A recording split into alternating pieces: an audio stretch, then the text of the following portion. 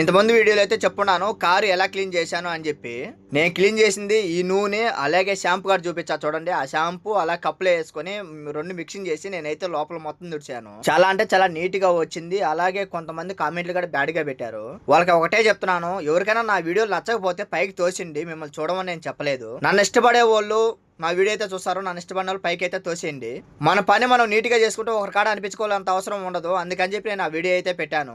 మన సొంత బండి ఎలా క్లీన్ చేసుకుంటాం నీట్ గా, అలాగే ఈ బండి కూడా అలాగే క్లీన్ చేసుకుంటే ఒకరి కాడ అనిపించుకోకుండా ఉంటాం కదా అని చెప్పి ఆ ఉద్దేశంతో నేను వీడియో పెట్టాను. మీ అందరికి ఒకటే చెప్తున్నా, లోపల ఎంత నీట్ గా ఉంటే మనకు అంత మంచిది. అంత గలీజ్ గా పెట్టుకుంటే బాగుండదు. ఈ ఎండాకాలంలో ఎక్కువ షేడ్ వచ్చేస్తుంది ఇంకా, ఎందుకంటే ఎండ భయంకరంగా కాస్తున్నది. అందుకని చెప్పి ఆయిల్ వేసుకుని తుడుచుకోండి అని చెప్పాను. అంతవరకే. నేను వారం తర్వాత నేను మళ్ళీ మా మేడం అడిగాను, మేడం స్ప్రే తీపియండి మేడం అంటే, మళ్ళీ తర్వాత భంగపడితే తీపిచ్చింది మా మేడం. అంతమంది తీపిలేదు నాకు స్ప్రే.